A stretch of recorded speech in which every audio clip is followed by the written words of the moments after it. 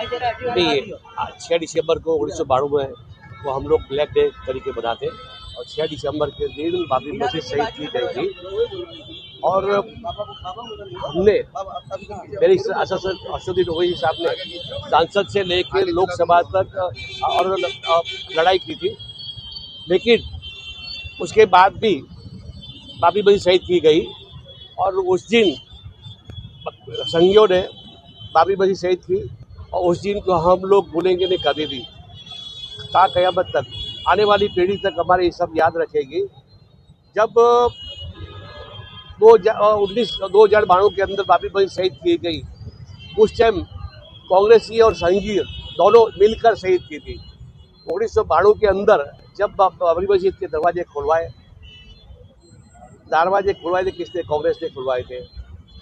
और विवादास्पद जो बनाया कांग्रेस ने आज तक मुसलमानों को विश्वास में लेकर मुसलमानों के साथ विश्वासघात किया है। और उस टाइम कहा गया था कि हम लोग बाबरी मस्जिद के ईंट को भी हाथ नहीं लगाएंगे। हमको विश्वास में लेकर बाबरी मस्जिद शहीद की गई। ये दिन हम कभी भी नहीं भूलेंगे और ता क़यामत तक हमारी पीढ़ी आने वाली सब याद रखेगी। हमने सुप्रीम कोर्ट से लेके सांसद तक लड़ाई लड़ी, लेकिन उस टाइम सरकार कांग्रेस की थी और वहाँ पर नरसिम्हा राव पीएम थे। उनके आगेवानी में ये तोड़ी गई और आज तक कांग्रेस ने मुसलमानों को साथ में लेकर गले लगाकर मुसलमानों के साथ गद्दारी की है। तो मैं सभी मुसलमान को कहना चाहूँगा कि कांग्रेस पे आप विश्वास ना करो। संघ और कांग्रेस सब एक ही है और इनका एजेंडा भी एक है, दलित और मुस्लिमों को ख़त्म करने की ये लाइन है इनकी। तो मैं ये जो बाबरी मस्जिद शहीद की उसको आज हम लोग काले दिन के लिए बनाएंगे और हम लोग ये ता क़यामत तक आने वाली पीढ़ी सब याद रखेगी। इसको हम लोग कभी भी नहीं भूलेंगे। साहब, एक सवाल ये भी है कि आज भी कई मस्जिदों पर सर्वे के नाम पर, दूसरी चीज़ों के नाम पर नज़र है, कैसे देखते हैं और क्या इन मस्जिदों की हयाती के लिए कुछ कदम उठाया जा सकता है? नहीं, कई मस्जिदों के ऊपर इनकी नज़र है और कई मस्जिदों को इन्होंने शहीद भी कर दिया है। और आज जो वक़्फ़ का जो एमेंडमेंट जो चल रहा है, वक़्फ़ का जो सर्वे चल रहा है, वो वक़्फ़ का भी जो इनका अहम यही है, मतलब नज़रिया यही है कि ये जितनी जैसे मस्जिदों को सब टारगेट बनाना है इनको, तो इनके लिए भी हम लोग जागरूक होकर हम लोग सब एक होकर लड़ रहे हैं। Okay, done. शहीद किया गया था 6 दिसंबर के दिन। अस्सलाम वालेकुम रहमतुल्लाहि व बरकातुहू। मैं एमआईएम पार्टी से अजीज सैयद। जिस तरह आज 6 दिसंबर है ब्लैक डे, 1992 में 6 दिसंबर के दिन हमारी बाबरी मस्जिद को जो शहीद किया गया था, आज उसके गम में हम लोग आज एक रोड पर निकल के हर एक मुसलमानों को एहसास दिलाना चाहते हैं कि बाबरी मस्जिद के दिन आज आपको नहीं भूलना चाहिए। और आपके चैनल के माध्यम से हम तमाम मुसलमानों को बताना चाहेंगे कि आज जो ब्लैक डे बनाया जाता है तो वो बाबरी मस्जिद के लिए बनाया जाता है। तो मैं आपके चैनल के माध्यम से तमाम मुसलमानों को जागरूक करना चाहता हूँ कि आप वो दिन भूल गए, वो साल भूल गए जो 6 दिसंबर 1992 के दिन हमारे बाबरी मस्जिद, हमारे गुरूर को चकनाचूर कर दिया गया था। जो बाबरी मस्जिद को कांग्रेस की सत्ता में बैठने वाले मंत्री लोग ने जो बाबरी मस्जिद को शहीद कर दिया गया था, उस टाइम पे कांग्रेस पार्टी सत्ता में थी। आज सत्ता में भाजपा है जो मस्जिदों को शहीद कर रहे हैं, मस्जिदों पे बुलडोजर चला रहे हैं। तो मैं काफ़ी हद तक तमाम मुसलमानों को बताना चाहता हूँ कि ये जो मुहिम चलाई थी, ये मुहिम कांग्रेस पार्टी ने चलाई थी। और आज जो आप कांग्रेस के तलवे चाटने वाले मुसलमानों, आज मैं आपको बोलता हूँ कि आपके दिलों में बाबरी मस्जिद का जरा भी गम नहीं है। आज के दिन आपने बाबरी मस्जिद के लिए क्या किया? आप कांग्रेस में रहते हुए भी बाबरी मस्जिद का एक पोस्टर लेके बाहर तो निकल सकते थे, एक आवाज़ तो दे सकते थे। क्या आप इतने हद तक गिर गए हो कि पार्टी में इतने हद तक पहुंच गए हो कि आपको हमारी बाबरी मस्जिद का जरा शहीद होने का जरा भी तुम्हारे को गम नहीं है? हमारे बाबरी मस्जिद जो हमारे दिलों में जिंदा है और हमारी नस्लों में भी जिंदा रहेगी।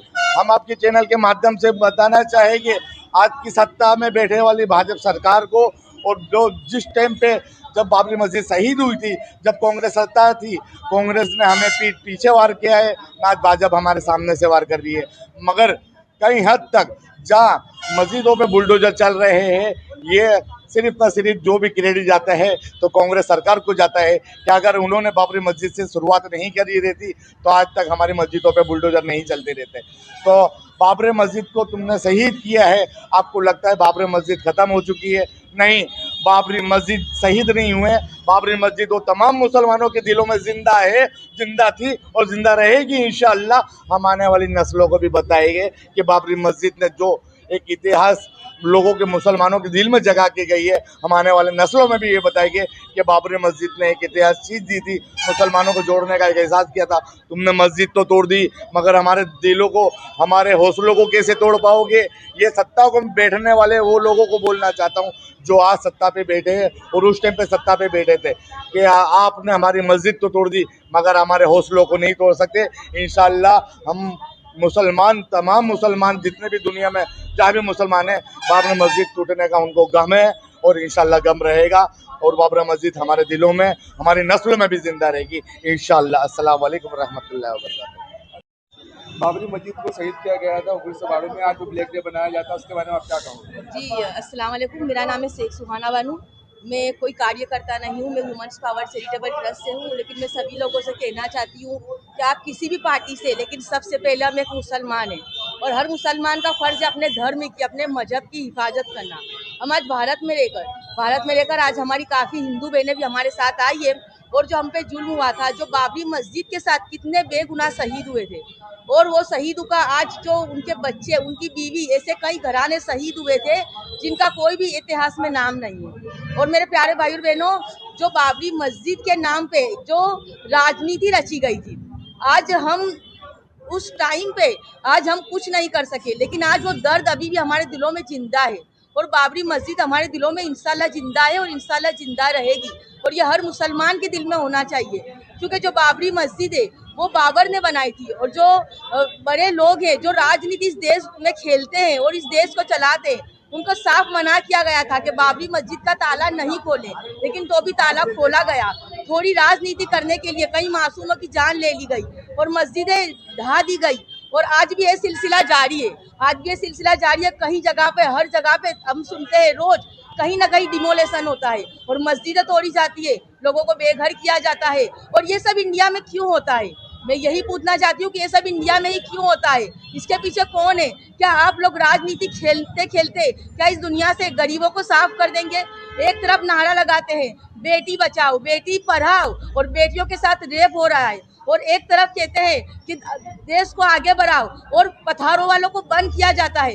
यानी मैं कहना चाहती हूँ कि किस तरह आप लोग जीने दोगे?